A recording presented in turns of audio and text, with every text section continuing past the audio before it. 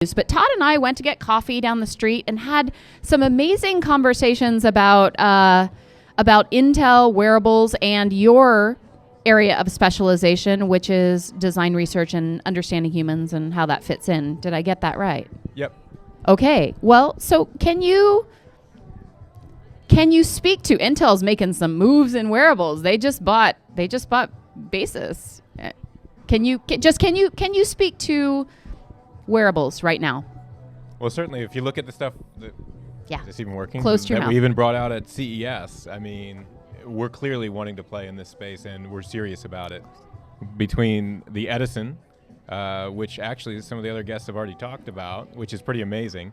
Well, speak to it. What is it? Well, we're talking about a full computer on the size of an SD card, effectively, with Wi-Fi and Bluetooth connectivity. We plan, that we announced that at CES this year. We're really excited about that. Our maker community has seen Galileo, which is going to be a real help for prototyping. I mean, that's connected up. It's compatible with Arduino, so we're seeing a lot of traction there in the maker community. You've seen we showed Jarvis Jr., which was a contextually aware headset. Mm-hmm. That was also shown at CES. So a lot of interesting things and rethinking the way we think about wearables. Yeah, and there were some conversations. It's funny, Misfit Wearables is here in the room, and I remember that someone from your team, Steve Holmes, I believe, was flashing a slide that had Sunny Vu and quotes from Misfit Wearables about how that is the future. That is the future. 2014 is the year of wearables. So you're playing in exactly the right space. Maybe you can speak to the human side, because that's your area of specialization, the human side of designing technology. Well, yeah, I mean, I'm an anthropologist by training, so my job is to understand what people value and how we design experiences to support the things people value. So wearables, I mean, right now we see, if you look at the research, you see people trying out something new, maybe for an intervention, maybe to go, oh, how many steps am I doing? How many fuel points can I compare? But I think there's and then what? And that's one thing that I'm trying to understand by understanding the things they value. Why did they start using it? Why do they stop using it? So that we can better understand how to make this a more compelling, compute-rich environment, not just a intervention. All right. So being respectful of your time and the fact that I've got other people in the room, tell me, if you were going to speak to the people in Wearable World's incubator about how to keep, what that back end, what humans need in mind in wearables, what piece of advice would you give them? Like, you're designing this stuff for humans. What should you be doing or knowing or learning, or what have you learned that you could tell them? I would say you need to start with human values. You need to understand who your audience is, and very specifically who your audience is and the kind of things they value. So a runner might value something differently than somebody who's a sailor, for instance. And somebody in China might have a different need or a different value that they would want to see with communications that would be different than somebody in North America. And so by the hardware and the back end might be similar, but on the front end, the real tough part of this is knowing what people value, because if they value it, they're going to connect, and it will become compelling, and we'll start seeing wearables everywhere. Okay, so I know what you're talking about because I have a background in design research and ethnography before I was doing the writing thing, and sort of simultaneously.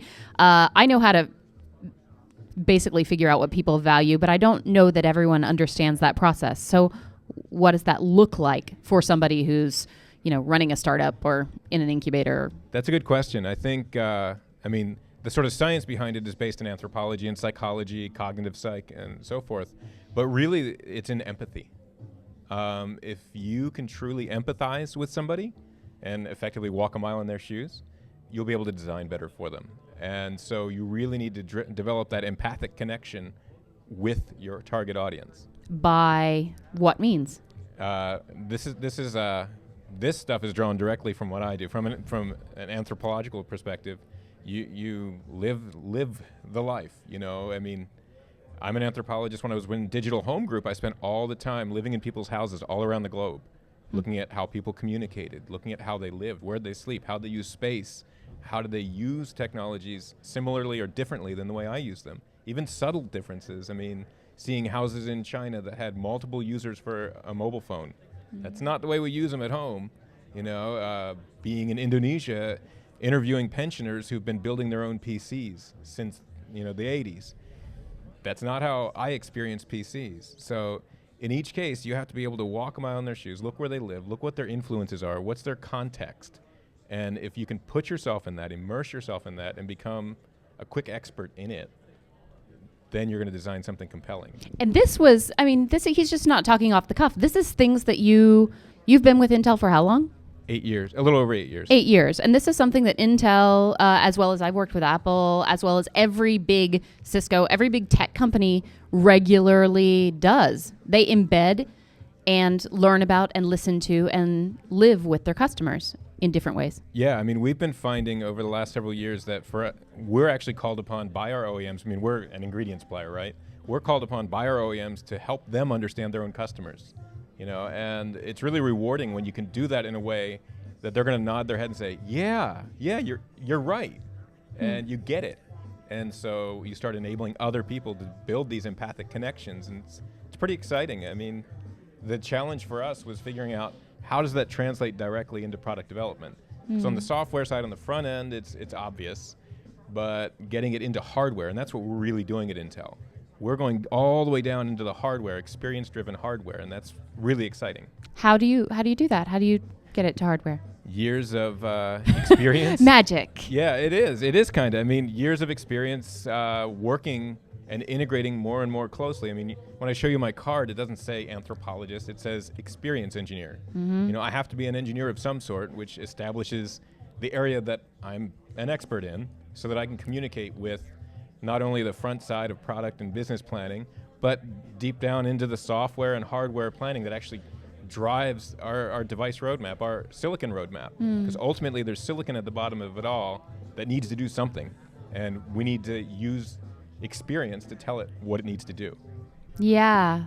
And I was at I'm trying to remember which I go to a lot of conferences. I was trying to remember which one, maybe a Fast Company conference, and it was talking about how to design and build the ideal team.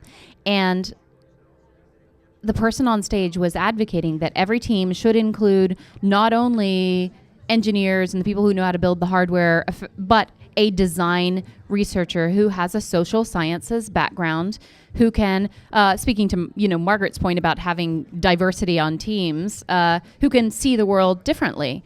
I think that's really important when you look at what's required to understand people and then to translate that into product.